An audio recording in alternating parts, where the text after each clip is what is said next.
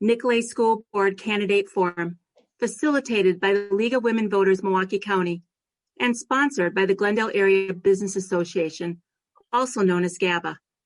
GABA is the North Shore's newest business chamber organization designed by area businesses to grow local commerce. My name is Deuser, and I'm the Executive Director for Welcome to Glendale, which is Glendale's Convention, Visitors, and Business Association. We are delighted and honored to have viewers tune in to tonight's forum on the Welcome to Glendale Facebook page. Please join me in welcoming our candidates, facilitators, and moderator. I would like to introduce Kaye Vance with the League of Women Voters Milwaukee County, who will be our moderator tonight. Thank you, Kaye. Okay. Well, welcome to the candidate forum for Nicolet Union High School Board elections. And thank you to our sponsor, the Glendale Area Business Association. As Ann said, my name is Kaye Vance, and I'm going to be your forum moderator this evening. The League of Women Voters of Milwaukee County is a nonprofit, nonpartisan membership organization that promotes informed and active participation in government. As a nonpartisan group, the League never endorses a political party or candidate. Democracy is not a spectator sport, so we thank you for taking the time to learn about the candidates, and we thank the candidates for participating actively in running for an election. The primary election will be held February 16th. Polls are open from 7 a.m. to 8 p.m., and with proper documentation, you can still register on the day you go to vote. You may cast an in-person absentee ballot at the City Hall from February 2nd to February 12th, and hours vary depending on your municipality. So check with the clerk if you have any questions on that. The last day to request an absentee ballot is February 11th. Voters will be required to show a photo ID in order to vote. Information on voting and elections can be found at vote411.org, myvote.wi.gov, and at the LWVMC website, the League of Women Voters, Milwaukee.org. Please visit the newly booted up vote411.org website to view your sample ballot, information on your candidates, and a detailed question and answer section. All the candidates here answered specific questions, and the vote411.org website has this cool question and answer ability so you can compare the candidates' answers to each other really easily. Like when it's not a good example, but when you're buying a car, you want to compare. You can check off what you want to compare. So we want your vote to count. If you have any questions, ask the League of Women Voters, ask your municipality clerk, and look at all these very informative websites. We also welcome you to join the League of Women Voters, which, despite its name, we also have many men as members. The League was founded over 100 years ago, 1920, after the ratification of the 19th Amendment, granting women the right to vote. The League was formed to educate women on voting matters and to encourage them to exercise their newly won franchise. Our mission is unchanged, but we keep the name to honor our founders. And now our efforts are directed at all citizens, not only women. Questions for this candidate forum were submitted prior to the forum by voters in the Nicolet community. And thank you to everyone who took the time to provide such good questions. We had numerous submissions. Unfortunately, we have probably too many to present in the time allotted. So we have tried to combine questions where possible so we can cover as many topics as possible. Your candidate forum will be live streamed in its entirety and available for viewing on the Welcome to Glendale Facebook page. Tonight, we are presenting the 5 candidates seeking election to the Nicolet Union High School Board. They are vying for 2 positions on the school board. So I am wondering about the 5th member. Is Robert on? Do we know? He is on. Am I not showing up? Yes, Robert is on. Okay. And I couldn't see him. So on the ballot are Bill Bopry, Robert. Did I pronounce that correctly, Bill? It's Beaupre, but Beaupre. I've heard every Okay. pronunciation known to man. Okay, Beaupre, Bill Beaupre, Robert Cronwell, Marilyn Franklin, Julie Gregg Reindel. Do you want me to call you Julie? That's perfect. Thank you. Okay. And Libby, Elizabeth, Libby Gutterman, and I will call you Libby. Okay. So the candidates, we will be addressing them by their first names, as I just went through. And we're going to begin with 60-second opening statements from each candidate, followed by the questions, with 90 seconds allowed for each answer. Then we will end with 60-second closing remarks, and lots were drawn to determine the order of speaking. The order of the first response to a question will rotate among the candidates, so you won't always have to go first. I will say the current question, and we will indicate when you have 30 seconds left to speak, when you have 15 seconds left to speak, and when you must stop. And certainly you can finish whatever sentence you were saying. You don't have to stop midstream. But please honor the guidelines, and I'm sure you will, for the forum, so we may make the best use of our time and this forum opportunity. So we're going to begin with opening statements. In 60 seconds or less, please share your opening comments. Again, we will let you know when you have 30 seconds remaining and when you must stop. We will begin with Robert Cronwell.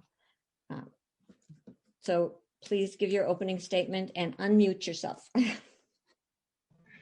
Good evening. I'd like to thank the League of Women Voters and welcome to Glendale for this opportunity. I'd also thank my fellow candidates for stepping forward to serve this community. My wife Karen and I chose to move back to Glendale 5 years ago to ensure that our daughter could attend Nicolet High School. We sought out Nicolet due to the diversity of its student population, its rigorous academic programs, and the community's support for a strong public education system. Lily graduated last year, and now our son attends Nicolet as a freshman. I work as an equal rights officer for the state of Wisconsin and serve as an election poll worker for Glendale. I also regularly attended school board meetings over the last 5 years.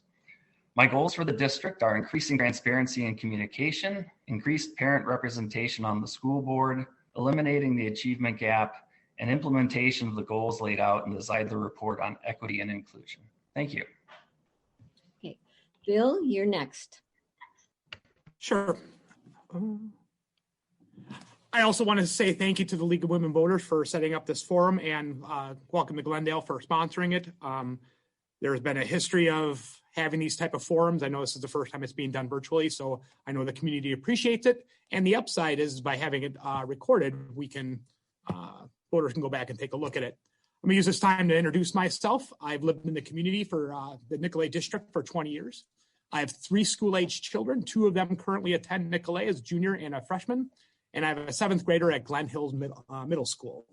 I've served the community in a couple of different ways. One of them, I currently still sit on the Nicolet Advisory Committee for the Recreation Department. On that board, I've been on that board since 2009. I've also served on the Glendale Little League board and very active in the community along with my children. So again, thank you so much for setting up this forum. Okay, thank you. Libby, you're next for your opening statement. Libby, you need to unmute. Yes, got it. Good evening, everyone. Thank you also to the Glendale Area Business Association and the League of Women Voters of Milwaukee County for this opportunity to inform the voters. I've been a Nicolet School Board member for almost 9 years now, 5 as president and currently as vice president, advocating for student achievement, equity, and fiscal responsibility. I earned my BS in pharmacy at UNCCH and was a Rho Chi Pharmacy Honor Society member. I'm the parent of 3 Nicolet alumni. I was the president of the Nicolet Multi-Ethnic Parent Association for 8 years. and chair of the successful 2011 Nicolet referendum campaign.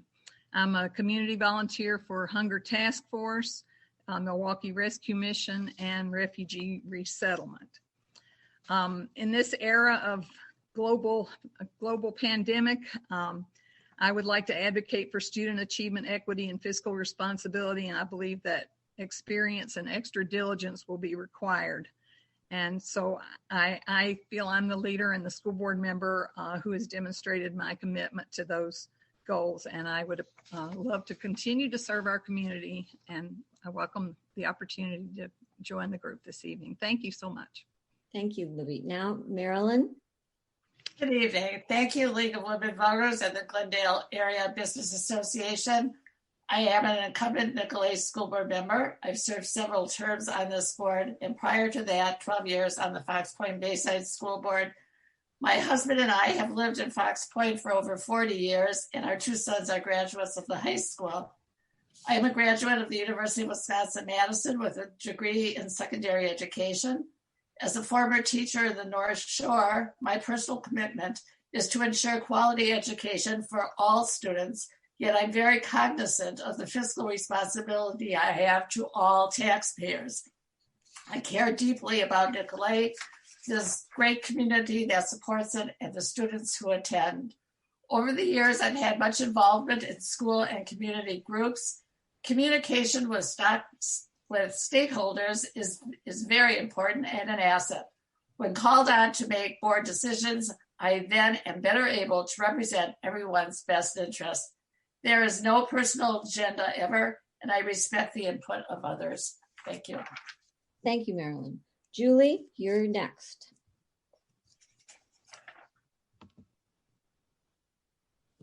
Good evening. Thank you for providing this opportunity for the candidates to introduce ourselves.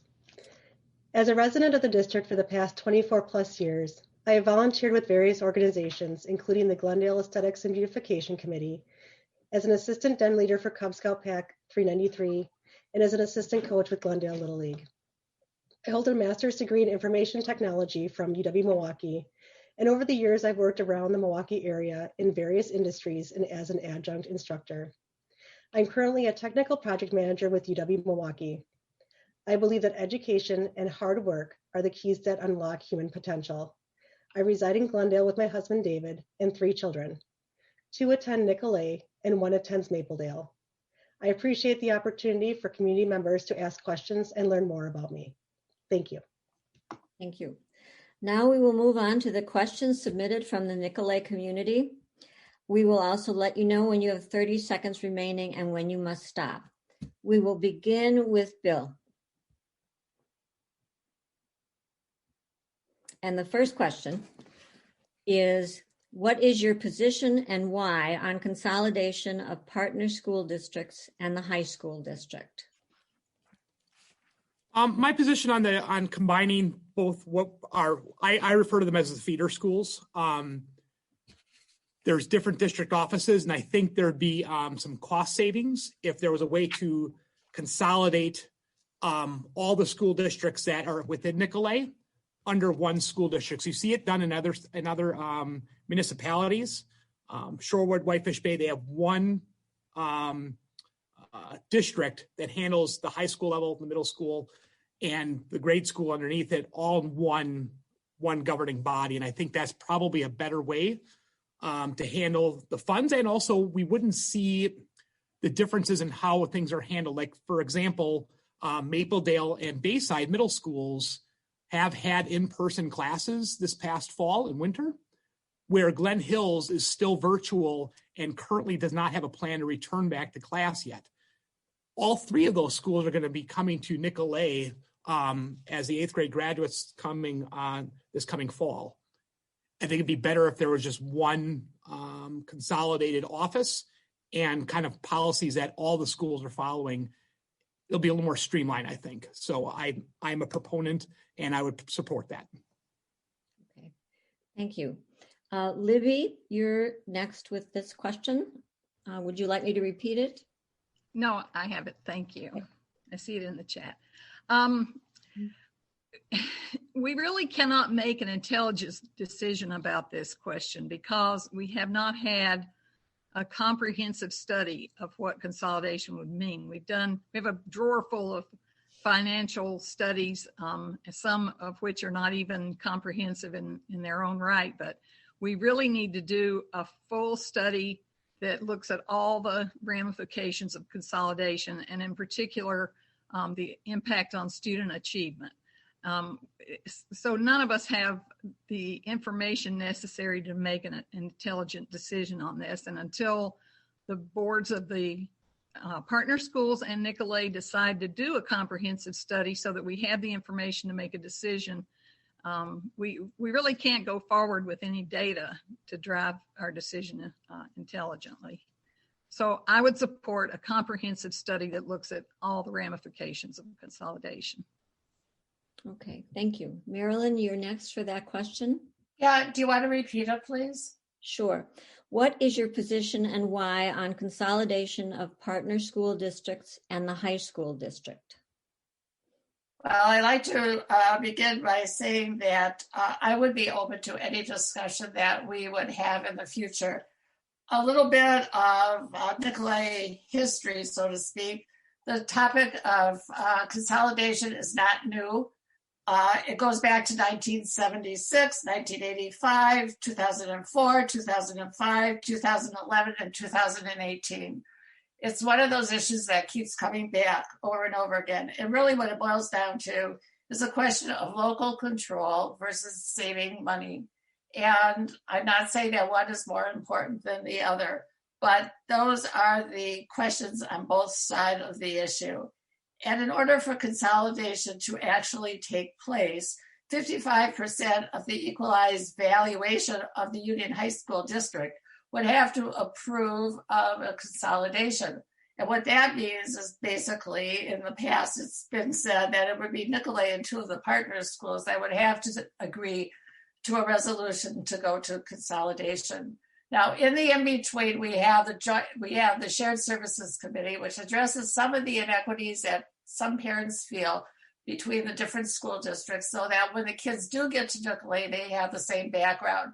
It may be the reading teachers meeting, the superintendent's meeting. We also share services such as recreation, building and grounds, purchasing, etc. So even though we don't have a consolidated K-12 district, we do things that help to save expenses, and our parents are happy because their kids, at least at the moment, are going to schools in their neighborhood. And that is what I would like to say about consolidation. Thank you, Marilyn. Julie? Yeah, so as Marilyn alluded to, the consolidation is not a new idea. We've talked about this for a long time. And I think we have it right now, the best of both worlds, with having shared purchasing, shared grounds, a lot of different things. The teachers do come to Nicolet for in-service days to meet together. But one thing that, saving money, on these budgets, when we keep asking for referendums and keep asking for more money, one thing, we have to be, considerate of, cost savings that may be realized. One other thing too that we need to definitely look at is that each different school, I think, has a different culture that we need to be mindful of. And definitely culture is very important to each individual location for sure. So that's what my consideration is, that I think we should listen to it. I think we've made great strides in actually trying to get things consolidated where we can for cost savings, and maybe just look to the future to see what else we can do to save money going down the road without compromising on the culture of each individual school. Thank you. Thank you. Now the next question, Libby, you will be answering it first. And the question is, what curriculum needs to be added? I think you skipped me. Oh, I'm sorry. That's okay. You're right, I did skip you. I'm sorry. Okay. This is a really interesting question. Sorry. Because when I first lived in Glendale 10 years ago, 10 to 15 years ago, we lived really close to Stormouth, And that was the park we'd walk our kids down the road to go play at and everything. But when it came time to enroll them in school, they had to go all the way down to Parkway for classes. And I always thought at the time that was a little bit ridiculous to have, 4 separate school districts, and you would save a lot of money by consolidating. But the more I've learned about how the school districts work, the more I'm realizing that the cost savings aren't nearly as large as what you would think. They already share bus services, they share staff, they coordinate a lot. So really you'd be saving by being able to consolidate some administrative positions. Obviously, you don't need 4 superintendents, 4 directors of special ed, and 4 directors of curriculum. So you'd be able to trim it a little bit there. But then it comes down to local control and other issues involving the fiscal stability of each independent district. Some of them have buildings in worse shape than others. Some of them have a lot more money out in bonding right now, or planning to do big bonding, and it's hard to coordinate that. And additionally, if you consolidate, you've also got to decide which school is going to close, because that's really how you're going to save money. And I don't think any of the communities really want to see their school close. So that always becomes a problem. Thank you. And thank you for pointing that out. I have a system, but obviously it's not fail-safe. So, but Libby, you get the next question. And let me know if I miss you any time, because it could happen again. So the second question is, what curriculum needs to be added or removed from Nicolet, and what has led you to make this decision?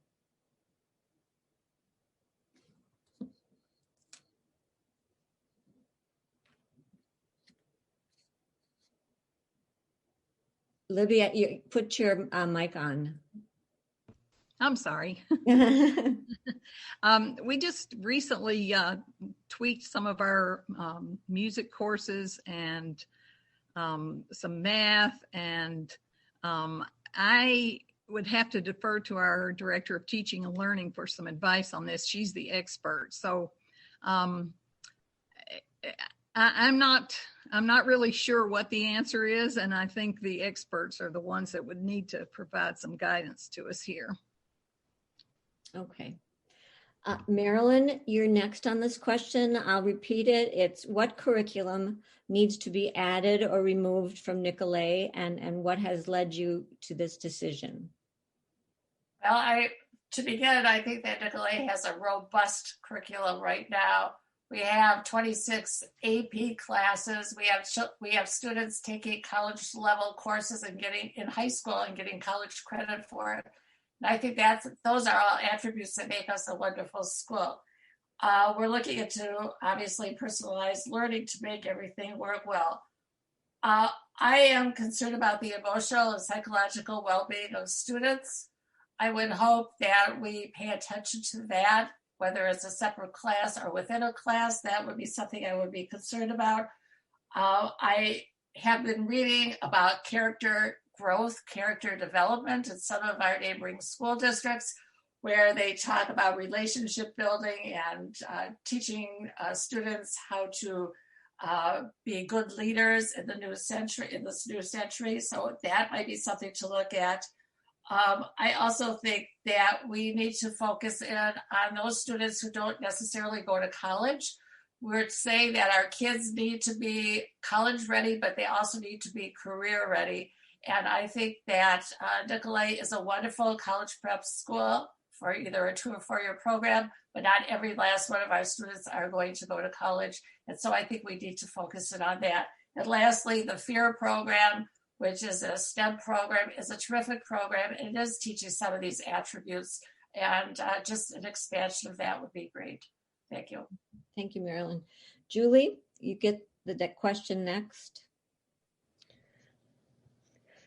So I agree with Marilyn. Marilyn, you're a hard person to follow in this, but definitely, obviously we chose Glendale because Nicolet is a fantastic school. My mother went here, my 2 uncles went here.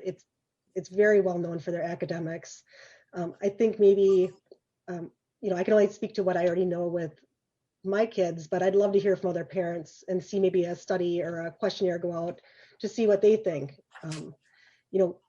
Obviously college isn't for everybody, and I would like to see either maybe do we need some more remedial classes to get kids up to speed, or do we need some other like career ready topics like Marilyn talked about, getting ready for the workforce instead of college, giving them more options so they come out good. I mean, my son is very smart, but it'd be great to broaden the horizons and not totally focus on AP, but maybe just some other fun stuff along the way as well too. Okay.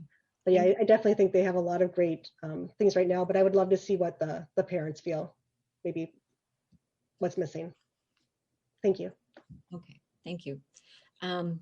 Robert, you're next.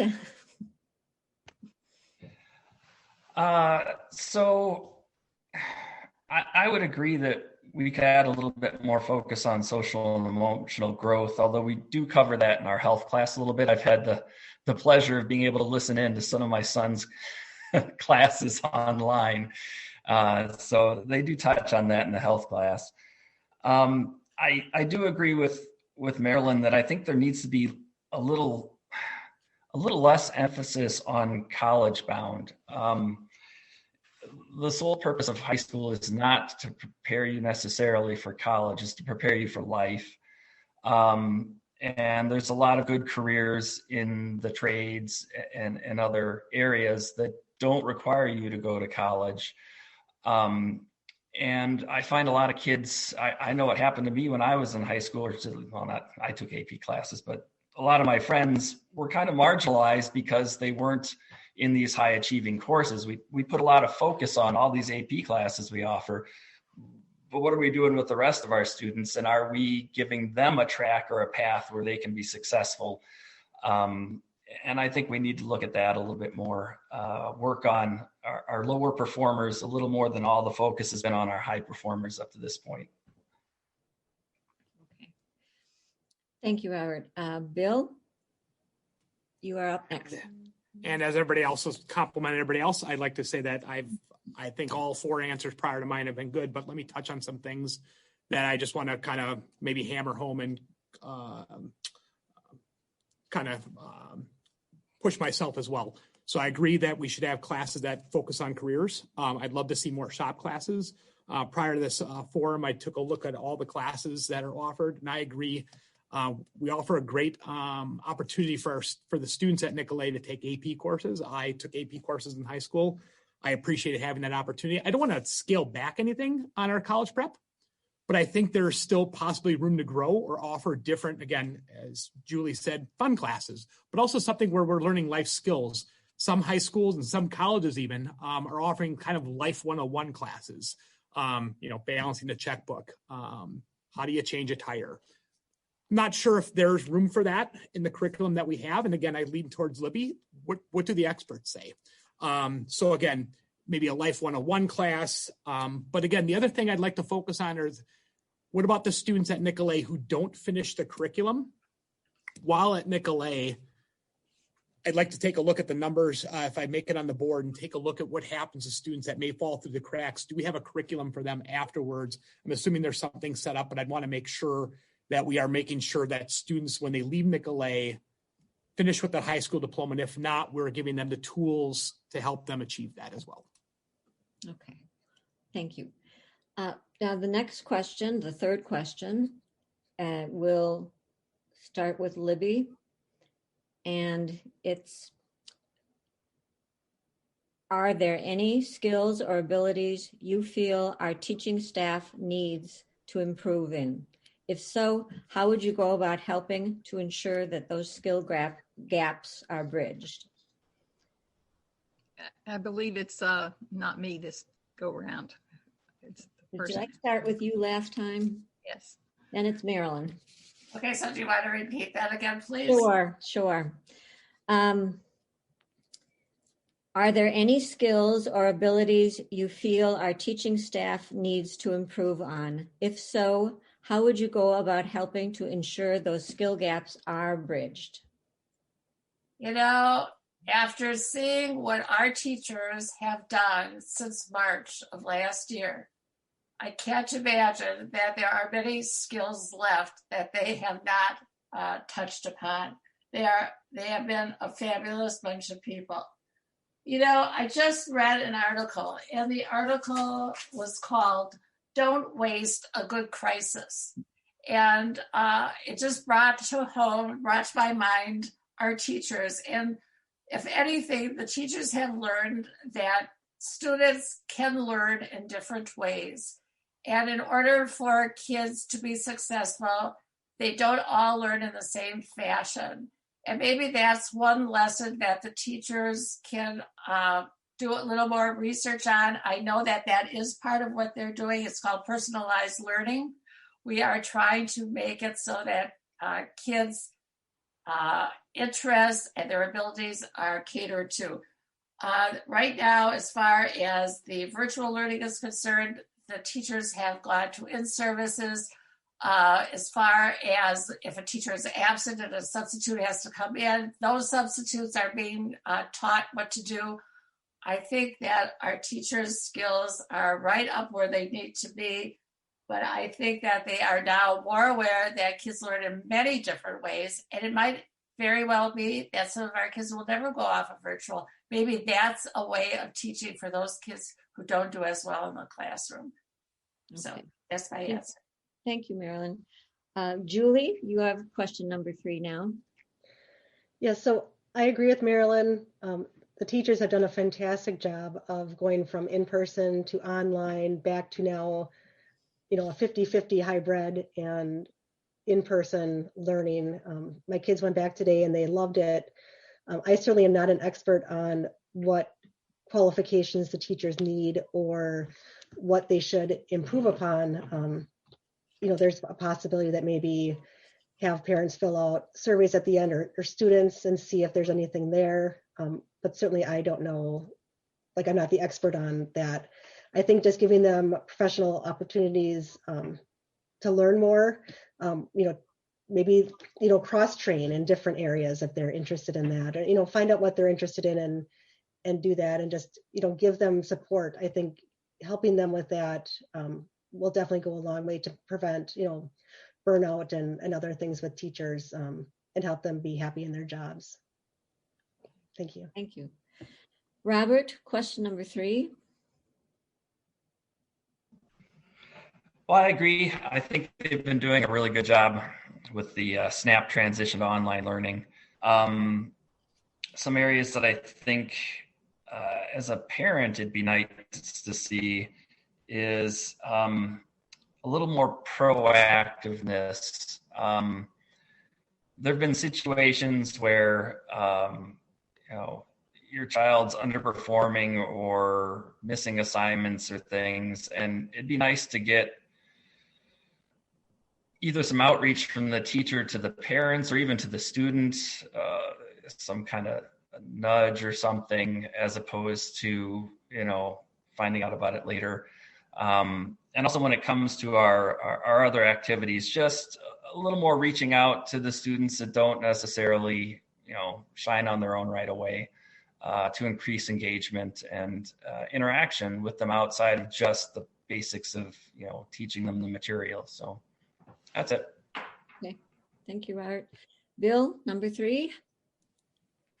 Sure. I didn't mention this earlier, but I am a full-time lecturer down at UW Parkside, and I do also want to give kudos to the teachers at Nicolet from going from asymmetrical instruction to symmetrical instruction, online, virtual this past fall. Everything I've seen from kind of glancing over my kids' shoulders, I've stolen ideas from there because I also teach using Canvas at UW Parkside for all 5 of my courses and for online, for when I have to teach online as well. So everything I've seen there is great. I guess if we're looking for something to improve on, and I agree with Marilyn, I think the teachers really stepped up, and I've been nothing but impressed with what I've seen online.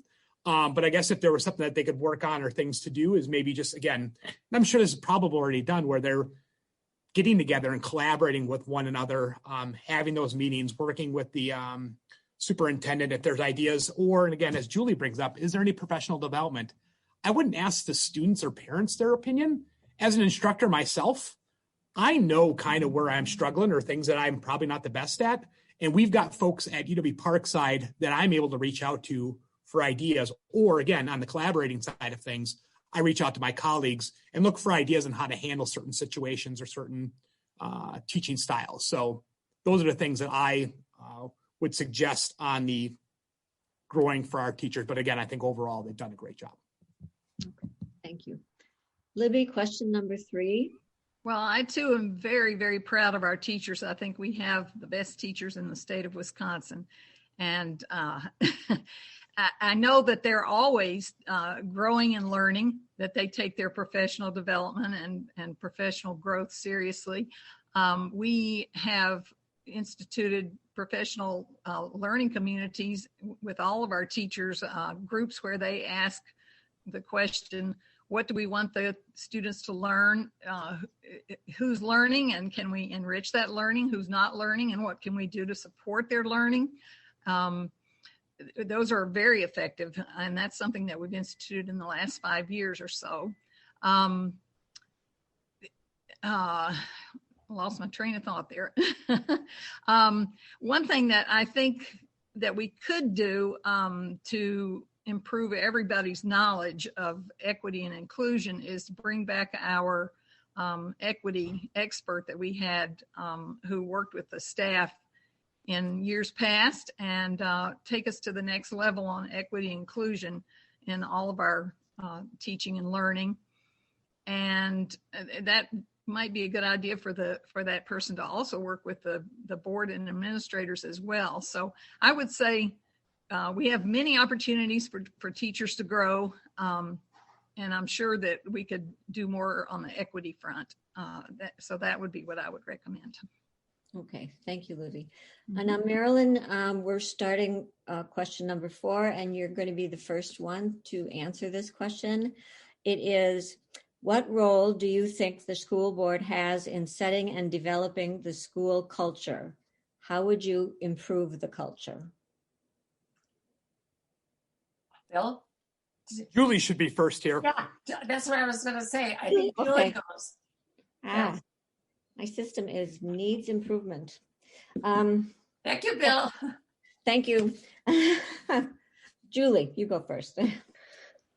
Wow, I'm up when they get the hard one. So again, the school board has they do set the tone. They make a lot of decisions, and they're working, not only with the superintendent, but they set the tone, the culture of what's expected, what's going on.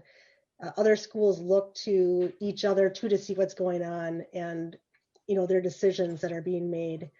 I do think they have a big role in that. So how could we help improve the culture that we have going on right now? I think personally what I would like to see is more transparent communication between community members, the board, students, parents, just to open those communication lines open and make sure people know what's going on and what decisions are being made. How, let the school board members know how people feel, since we vote, they're representing us as well. So they know what to expect and what people are hoping for. But definitely, I think our school board has done a great job in keeping, us on track, a great school, making sure things are, functioning, great hires.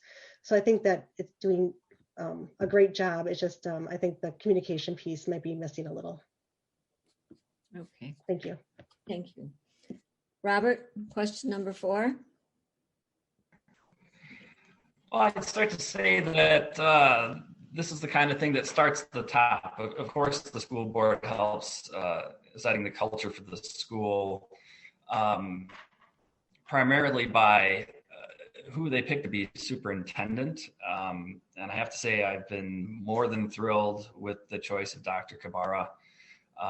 And I really love the tone he sets for the school districts, and he set as a principal as well, of engagement and just being positive and supportive, and yet not letting kids walk over them or anything. So, but I would say that there's definitely room for improvement. The school district just went over the Zeidler report on equity and inclusion. And one of the findings was that not only did the kids think that there were cliques and felt excluded, significant groups of parents also felt the same way, and some of the staff as well. So there's certainly room for it to improve. And I think the school district's taken a great first step in commissioning the study. And now they just have to follow through with some of the goals to reduce some of these barriers and be more inclusive and engaging with the whole community. Thank you. Bill, you're next with question number 4. Yep. What role does a school board have? I agree with Robert. The main role that the school board has is making sure the administrators are the proper people in the right place. And I agree. I think Dr. Kabara is a great person in that role. And I thoroughly enjoy when he gets to speak and love hearing from him. But as a board, we still have a role, I think, of making sure that we're hearing from the community members as parents ourselves, or if we're hearing from others in the community, what's the culture like? And we need to make sure that it's a welcoming culture. We need to make sure that we're supporting all students and making sure that they get a quality education and everyone has access to that. And going back to what Robert said, is there a way we can get studies done? And there has been studies done. And there's always going to be room for improvement, I think. But again, we need to make sure that we stay on top of that. We're continuing to kind of gauge the culture, get your hand on the pulse of what's going on in the school. And we need to make sure that the school board has an understanding of that. And I think that would be what the school board's role would be. Okay. Thank you, Bill. Libby, question number 4. Well, I too have the Zeidler report in hand, and I think that's a very important exercise and study that we did this fall. One of the other common themes that the groups shared in participating in that study was the lack of staff diversity. We need to have a staff that reflects the proportional representation of our students, more Black and brown staff, etc. The second finding was that there is an in-group clique, and I actually saw that feeling when I was the MIPA Multi-Ethnic Parent Association chair for 8 years and a member for many years. Besides that, there's a feeling in that group that others have inside information that they don't have, and that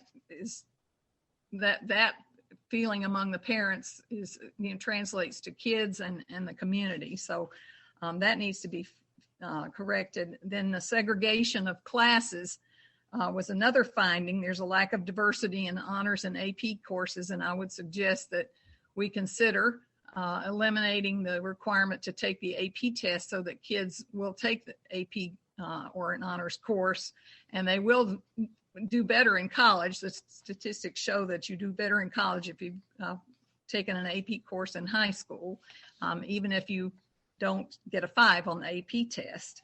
The other 2 major findings were onboarding and welcoming and the valuing of student outcomes and programs beyond college, et cetera. We've done a good job of having high expectations and creating that culture, but we now need to create a culture of inclusivity. Thank you. Okay. Now next is wait, I think I'm next, right? Yeah, Marilyn. Could you repeat the question, please? Sure. What role do you think the school board has in setting and developing the school culture, and how would you help to improve the culture? Okay, so the role of the school board, contrary to what a lot of people think, is not to tell the school what to do on a daily basis. The role of the school board is to make policy. And our policy, when working with the superintendent, there has to be a close relationship between the board and the superintendent. And the board needs to allocate resources so that the vision of what Nicolet is all about gets accomplished. our vision at Nicolet is excellence and equity, as we have been talking about here. The ability for students, regardless of Black, white, special ed, regular ed, whatever, everybody should be able to get to the maximum of their potential. And the school board and the superintendent needs to work together to get to the vision, to make sure that the vision becomes a reality, and that there is strong communication, not only with the parents, but also with the community as a whole, because Nicolet is a reflection, does reflect on the community, and the community is a reflection back to the school. And finally, school boards have to show that they are strong and trustworthy, and that they are listening to what people have to say. The one thing I would say about the culture at Nicolet is that if you walk into the school, and some of us haven't been there for a while, there were signs all over saying the Nicolet way is, and then there were signs talking about all the positives that Nicolet students do. So that is something about the culture at Nicolet. Thank you. Okay. I'm going to go to the question about referendum because I believe we have addressed the inequity issue previously. So I'm going to go to Robert, you're first, correct? And the question is, do you support a referendum for a new school and facilities? Why or why not? And what are your thoughts on moving forward with the stalled athletic facilities plan? Well, that gets complicated.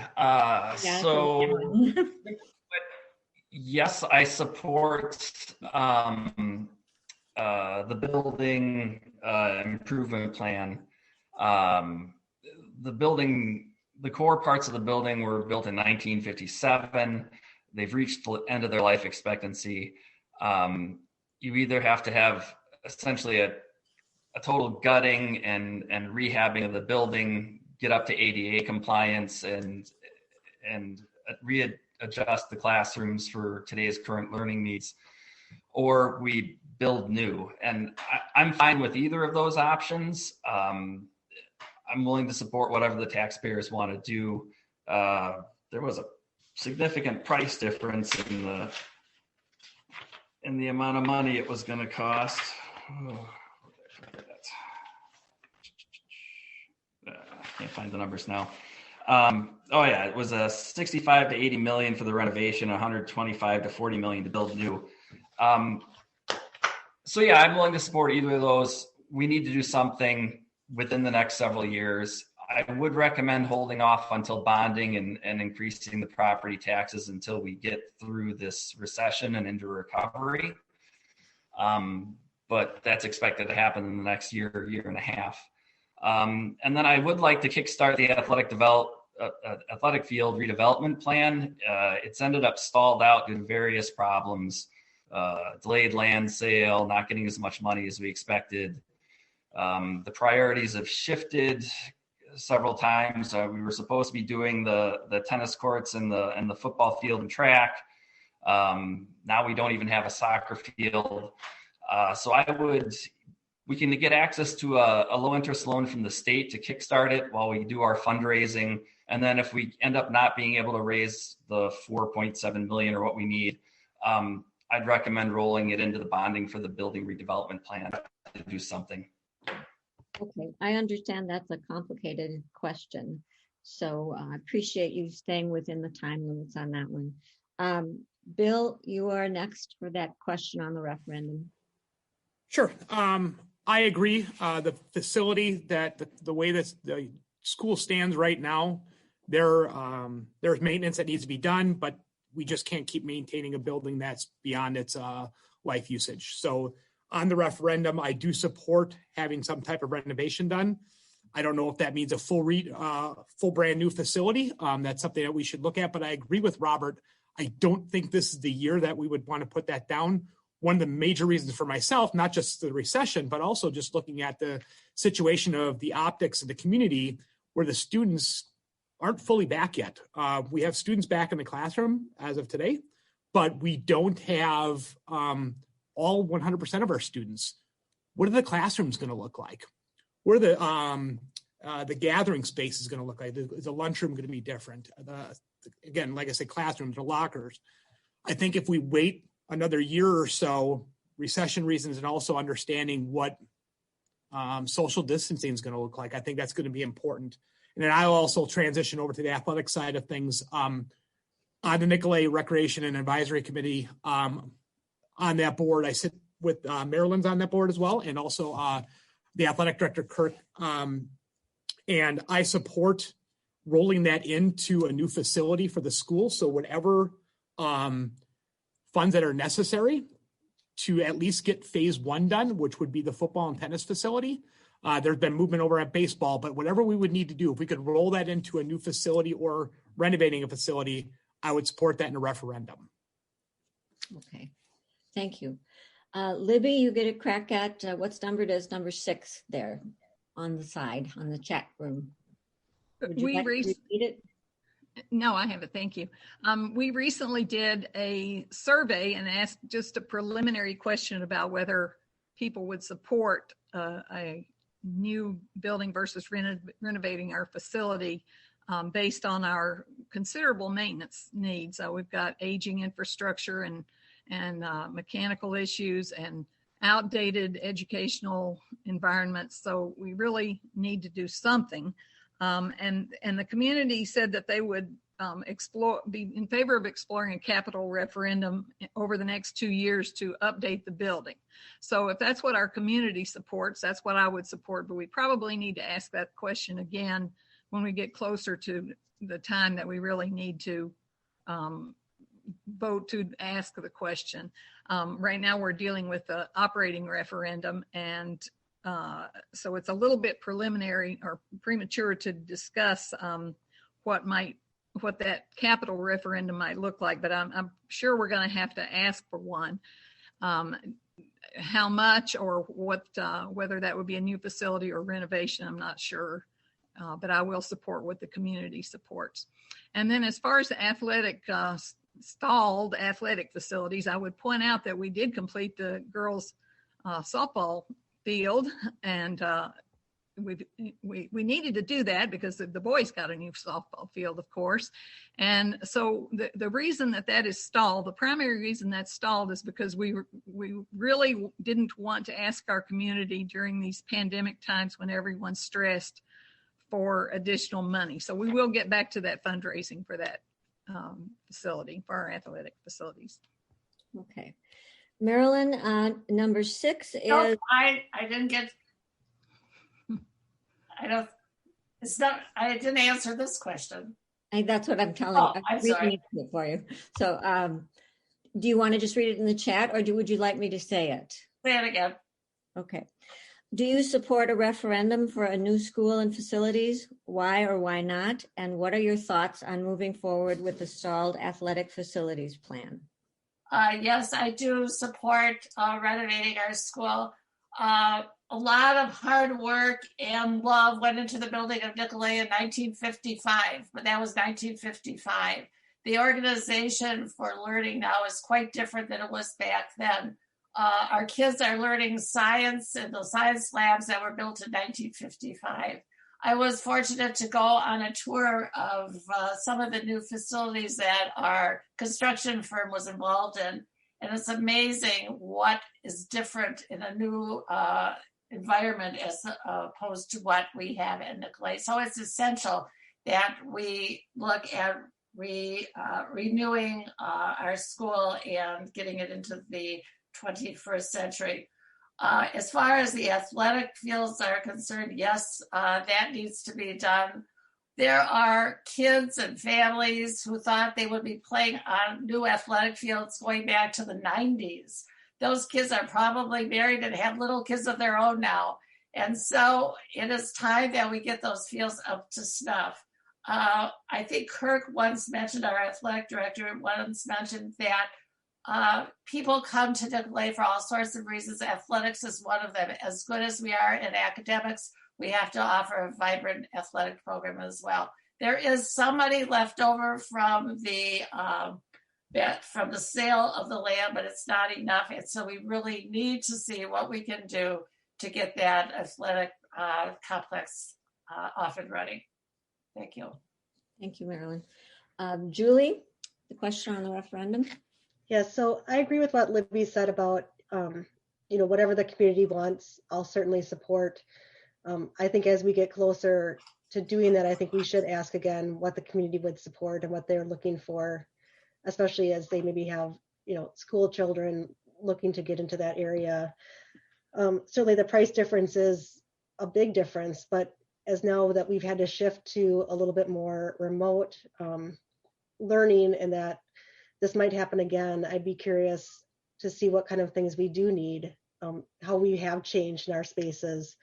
If we redo the building or build a new building rather, it might give us an opportunity to redo the space, like our footprint, and maybe modify some space and make it better than what we have now, or rearrange, build it everything 2 stories as opposed to 1 on a lot of spaces, something like that, and give us more opportunity for outdoor spaces or just a different layout, something like that. But I do agree that now is not the time to be asking for money for referendum.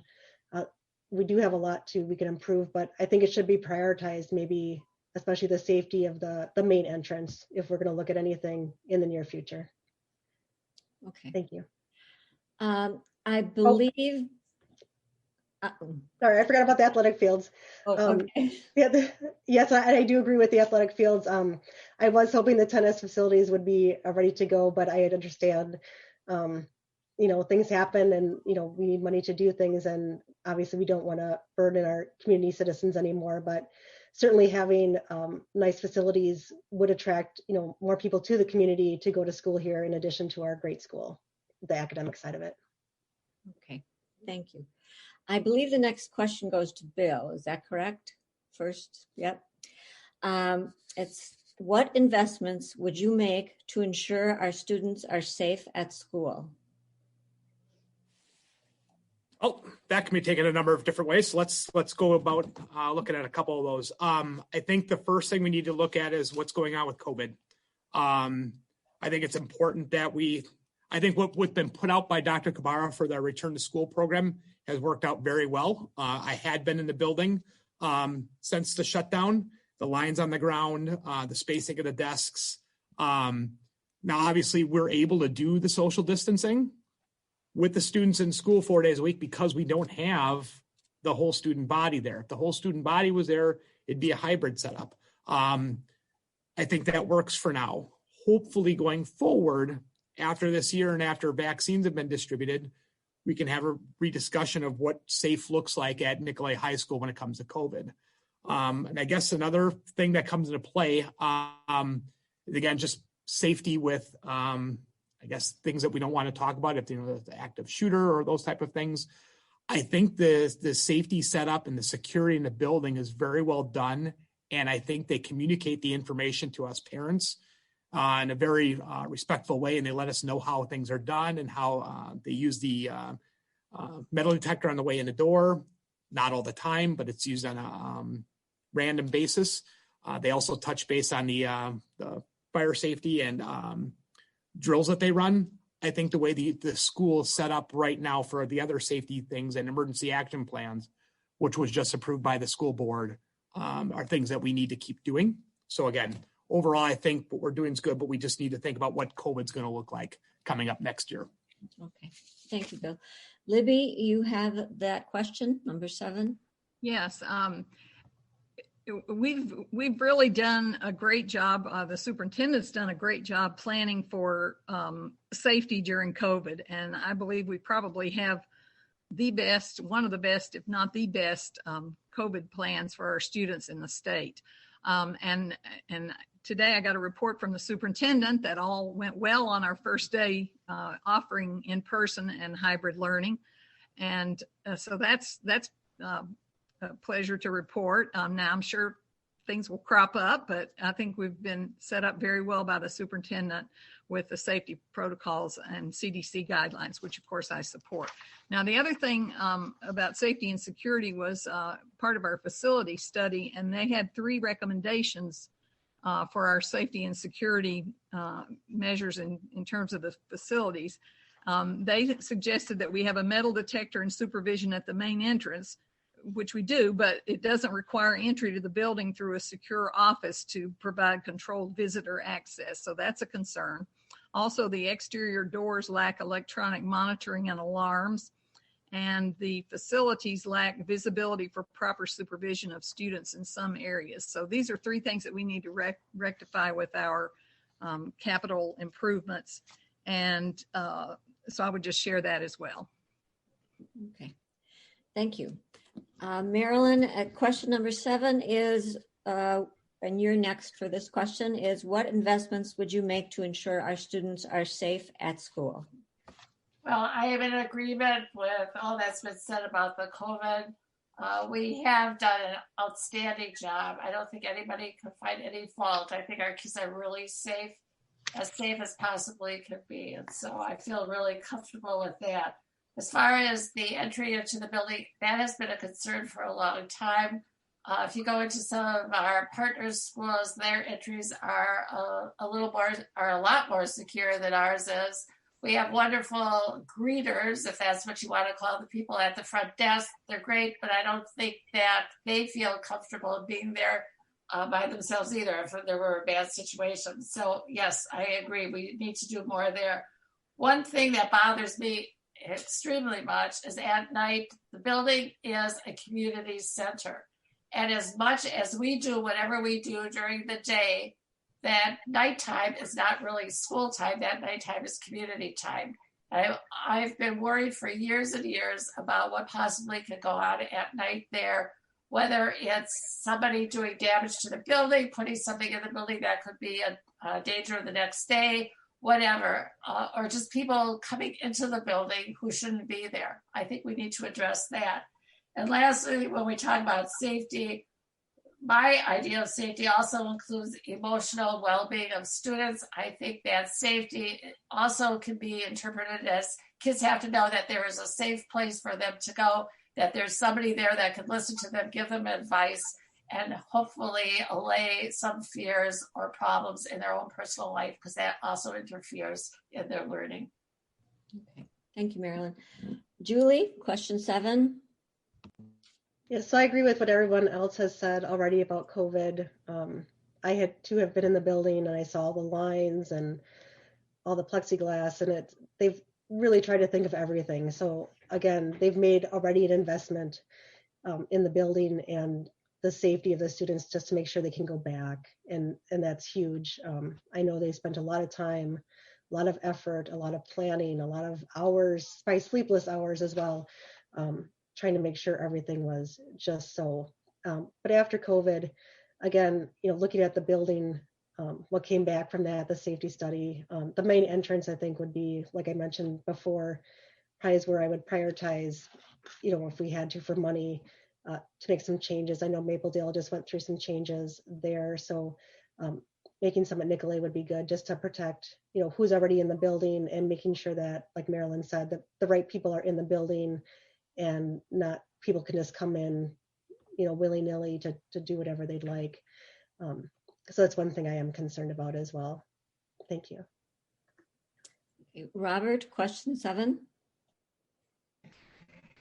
Well, it's really horrible going last. So I also agree that the COVID precautions exceed expectations. I was in there for the annual meeting of the school electors, and they have the tape lines on the floor. The lockers are all locked up, and you're not going to be able to use them because it causes traffic jams in the hallway and makes people get too close to each other. The plexiglass is up. As far as more of a physical security, what Libby said is correct. It was certainly noted and addressed in the building facilities review. And I'm sure if we build a new building or if we renovate, we'll have a more secure entrance area where there's direct observation. And you have to come through like a couple sets of doors, so you can't just walk on in and be in. And we'd certainly want to alarm all the doors so somebody couldn't let somebody else in. But I'd also caution that a school is not a fortress. And you can go a little overboard with some of these safety implementations. and then it turns into being more of a bunker or a prison, and that's not really what we want to set it. It's nice if you have safety, but you don't want to make it feel like a prison. So thanks. Okay, thank you. Bill, do you go next? No. So I did lose track here. Julie? Oh, Libby will go first this time. Libby goes first. Thank you. Okay. Question number 8 is, what is your view of inclusive practices for special needs students, and how would you change or improve them? Well, that's an easy one. The studies show that the least restrictive environment is best for special ed students. So we've done a great deal to keep our students involved in mainstream classrooms rather than isolation in the B wing. So we need to ramp up our efforts on that front and rededicate ourselves to that, especially given COVID, because I'm pretty sure that the pandemic has aggravated the learning gaps for those students. So I'm thinking we, as we get back to in-person and really need to look at meeting their needs, we'll have to redouble our efforts to be inclusive in the least restrictive environment and provide the supports that they need. Okay, thank you. Marilyn, you're next for that question, and it is, what is your view of inclusive practices for special needs students, and how would you change or improve them? Well, I think that we are working on that. The whole idea of individualized learning, personalized learning, addresses the needs of all students. When we talk about equity, we're not just talking about equity of Black and white or male, female. We're also talking about equity of students who are the general school population or the special ed population. And many of those students are now, if the right word is mainstream, but they're in the regular classes with everybody else, and there's co-teaching going on to address their needs and to support them. Years back, special ed students were kept separate to their detriment when you think back about it, and weren't into the mainstream, and that certainly is not the case any longer. So I think we're doing what we should be doing and giving them opportunities. They're involved in specials as well. I've seen them in the play. I've seen them in musical performances. I think it's wonderful. So I think we're doing what we're supposed to be doing. And one other thing, even during the COVID virtual, toward the end there, kids who had special needs were brought into school so that they could get some one-on-one help. So that was a real positive as well. Okay, thank you. Now, Julie, you have question number 8. So I think Nicolet has tried to do a really great job of their special education classes and to help everyone that needs additional assistance on stuff. Again, I think they're focusing on the outcomes, and they have some great things in place right now that they are trying to do. Like they have the Best Buddies program, and that seems to be something to kind of bring everybody together. That's a really nice group that they have there. Certainly there's always room for improvement on things. Listening to the parents, again, with what Marilyn said, with trying to do the individual education and trying to, meet students where they are and help them to achieve what they'd like to do is certainly important. And I think the special ed staff really tries to achieve that. Okay, thank you. Thank you. Robert, question number 8. Well, yeah, I support the inclusive practices for special needs students. Definitely the standard is least restrictive environment for learning and as much as inclusion as you can.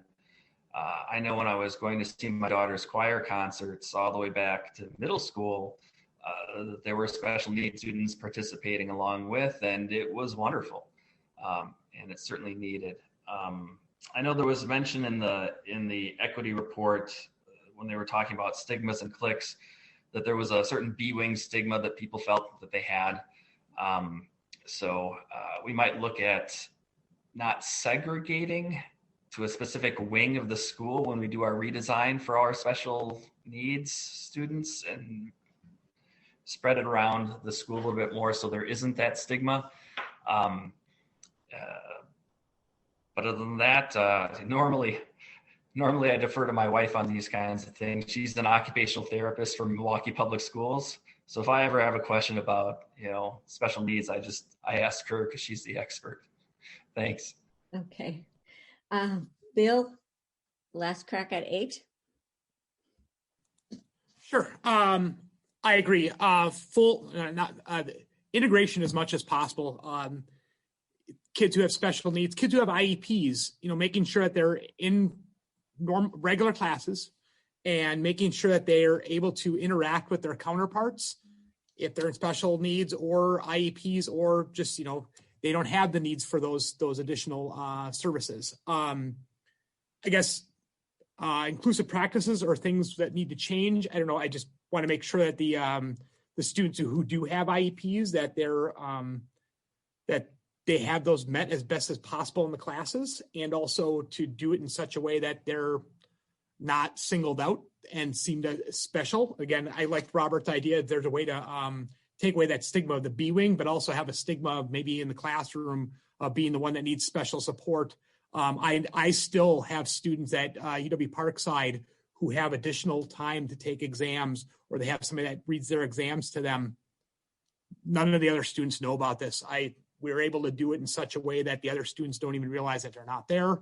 I think it's something that we still focus on at the university level. They're not considered IEPs there, but we do grant that even at the college level. So I think it's something that should be a part of what we're doing at Nicolet. And it sounds like we already are. I just want to make sure that we continue to do that. And again, integration as much as possible. And then again, take away any stigmas that are there. Okay. Thank you. Now we have, we're getting close. I think this might be the last question. And Marilyn, you do go first, right? Yes. Marilyn, you get to go first. And it's a question. I will read it to you. It's, what are your thoughts on open enrollment policies and procedures and their impact on Nicolet Union High School? Okay. So for people who may not be 100% familiar with open enrollment is when a student not from the Nicolet community comes to Nicolet and is a student there. We look at the open enrollment numbers, we look at the class sizes every year to see how many open enrollment students we can accommodate, because being that we are a separate district from the feeder schools, students who are in 8th grade in the partner schools who are open enrollment students will not necessarily be accepted to Nicolet if there isn't room to have them there. Now, I know that sounds really cruel, but that is unfortunately the way it is. Our per pupil, and let me, before I go any further, I'm willing to look at the open enrollment policy yet again, but I think we all need to understand that our per pupil cost is about $20,000. When we take in open enrollment students, it's about $8,000. That means that if we take in more open enrollment students that we have room for in the school, we'll either have to increase class sizes, which parents won't be happy about, or we'll have to create more classes with more teachers, which means more money, which parents won't be happy about either. And so it becomes one of those situations, what do you do? And I understand that kids go through school with their friends from K through 8th grade, want to come over to the high school. And then when we're filled at the high school, they have to find other places to spend their 9th grade year. So it's a long, I could spend a lot more time talking about it. That's basically the story. Okay. Julie, you get to question number 9 now. Sure. So we are familiar with open enrollment. We actually live in the Glen Hills School District, and my kids went there for a couple of years, and it just wasn't a great fit after a while. So we tried open enrollment, and we're lucky enough to land at Mapledale, and it's been great. So I understand that, some places aren't the best fit for some people and they want to try something else. I do understand with Marilyn, though, that, it does become a cost issue after a while. And if we have to foot the bill, $12,000 each student, again, as a parent, I love the small class sizes. I love that we can kind of hold the line on expenses on a lot of these things. And, in, Glendale, there are opportunities for people to move and move into the district. And that is one option to get here. But certainly I know that open enrollment is a pretty heated topic, considering that you can't just go from kindergarten to grade 12 with the same group of kids. So I know that's one thing that's going to be looked at. And certainly if the community is in favor of changing that policy, I would definitely consider that as well. Thank you. Thank you, Julie. Robert, question number 9.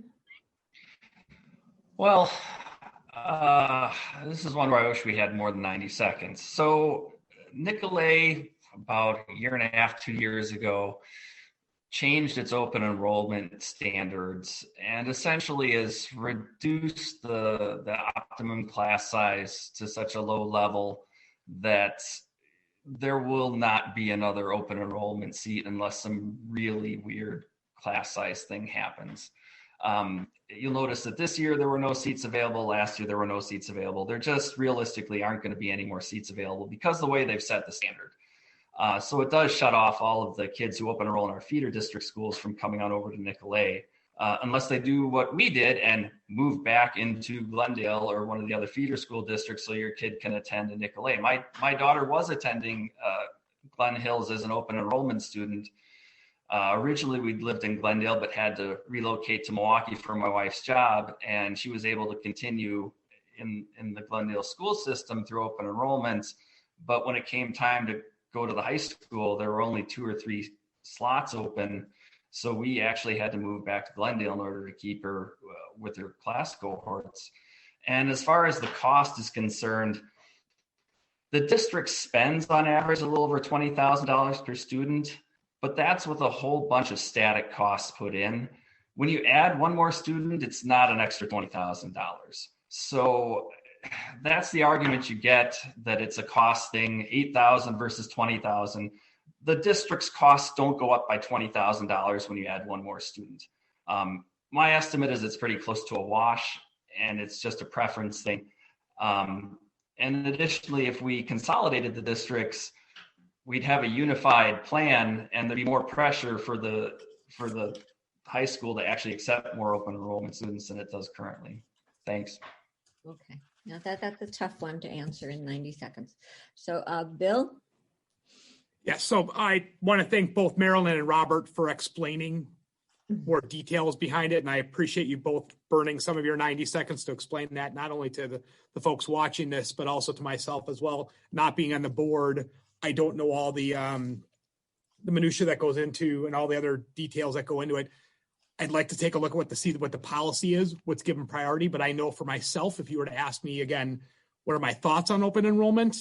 I guess number one, we want to give priority to the students that live in the district. We have to. They're the ones that are paying the taxes. We have to give priority to them. But then again, I also, if we're taking students in, and I say we as a community, if we're taking students in at open enrollment at our partner schools, we've got to see if there's not a way that we can't have those students continue in at our high school. They're part of the culture and the community at that point, especially if they've been there for a few years. Is there not something we can't do to maybe see if those numbers can't change? But again, I'll admit, I don't know what the numbers are overall. But I do know what Robert said. The one thing I did know that he brought to the table, we haven't had open seats in a number of years. And again, it depends on what the numbers are coming from the partner schools.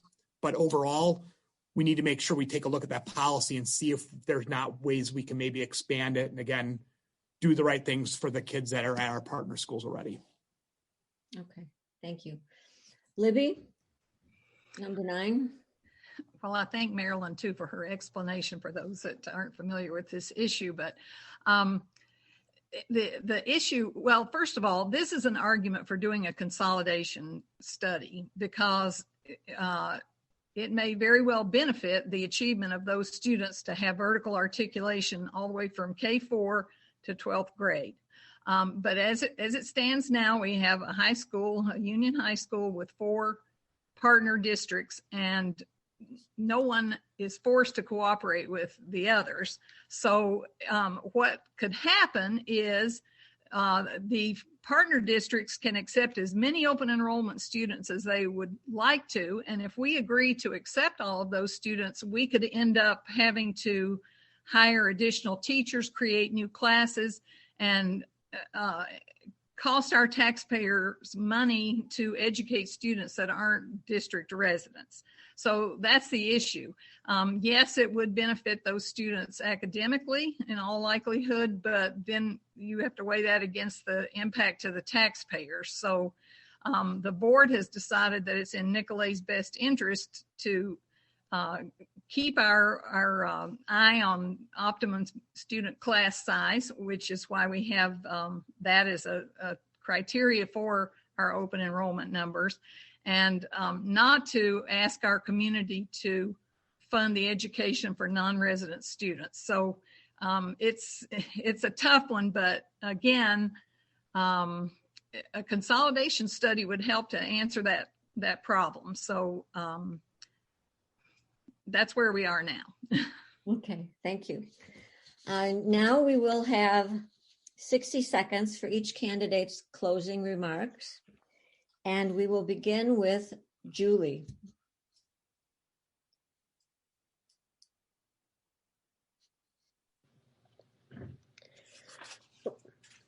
If you'd like to talk about what other issues you think the school district is facing or anything else you'd like to put in your closing remarks. Thank you. Let's make sure. So the job of the school board is critical to the success of a district and the community. I'm invested in Nicolet High School and looking to make a difference in the community. If elected, I will be informed of the issues, objective regarding decisions, committed to upholding the responsibilities of the position, value and respect all opinions, willing to listen to and engage with community members, parents, students, and staff, as well as collaborate with fellow board members and the superintendent. If you feel we need a fresh perspective and creative problem solvers that explore new ideas, I ask that you vote for Julie Gregg Reindl for Nicolet School Board. Thank you. Okay, thank you. Robert, closing statements? Sure. Well, again, I'd like to thank everybody for their participation. This went a lot better than I anticipated. I'm not a public speaker and I was very nervous, and I'm sure some of you were too. So good job, everybody. I thought it was a pretty good discussion. I'd just like to say, I actually ran for school board. Some of you may not know this, 2 years ago, and I had a very different relationship with the administration and the board at the time. It was a little combative, and I want to say that I think the district has taken a really good turn and much better direction over the last year and a half. And I appreciate the changes, and I just want to continue moving in that direction with openness, transparency, accountability, and be a little bit more welcoming, especially at board meetings. They're a little stiff. Come on down, interact with your board. All right, thank you very much. Okay, thank you. Bill, what do you, for your closing statement? Yep, nope. I also want to say thank you to all the other 4 candidates for putting their name out there to serve our community in a way that we're running for a school board.